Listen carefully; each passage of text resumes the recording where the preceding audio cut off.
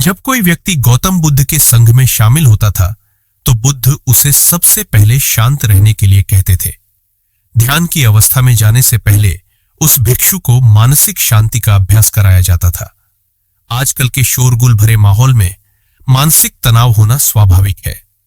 यदि हम हर रोज कुछ देर मौन रहने का अभ्यास करें तो इससे तनाव पैदा करने वाले हार्मोन के स्तर में कमी आती है और दिमाग शांत होता है।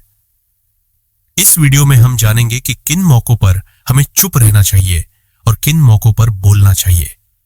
गुरु ने अपने शिष्यों को बताया कि जब वे शांत रहेंगे तो उनकी जिंदगी में चमत्कारिक बदलाव आएंगे। जरूरत से ज्यादा बोलना और चुप रहना दोनों ही समस्याएं पैदा कर सकते हैं। गुरु ने 10 ऐसे मौकों का जिक्र किया जहां चुप रहना बेहतर है। बिना तथ्य के ना बोले।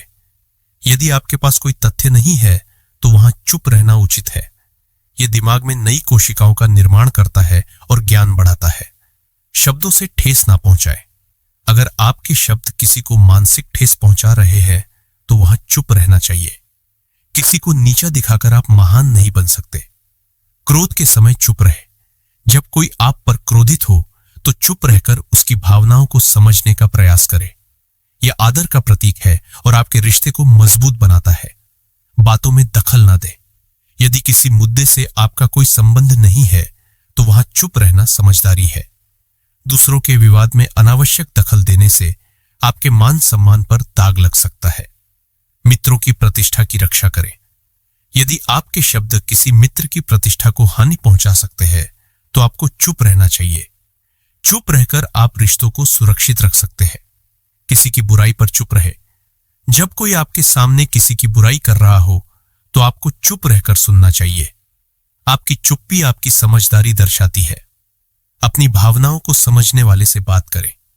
यदि कोई आपकी भावनाओं को नहीं समझता तो ऐसे व्यक्ति के सामने चुप रहना बेहतर है। दुख बांटने में सहायक बने।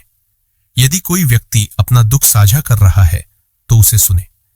इससे उसकी समस्याएं हल नहीं होंगी लेकिन उसका बोझ जरूर हल्का होगा। दुष्ट लोगों से दूर रहे। जहां पर दुष्ट लोग हों और गाली गलौज कर रहे हों वहां से चुपचाप निकल जाना चाहिए। अपनी सफलता का राज ना बताएं। अपनी सफलता का ढिंढोरा ना पीटे। इससे नकारात्मकता पैदा हो सकती है। जब आप सफल होंगे तो सबको पता चल जाएगा। गुरु ने कहा कि यदि आप इन 10 बातों को अपने जीवन में अपनाते हैं तो आप कई परेशानियों से बच सकते हैं। ये बातें आपके जीवन के लिए वरदान साबित होंगी।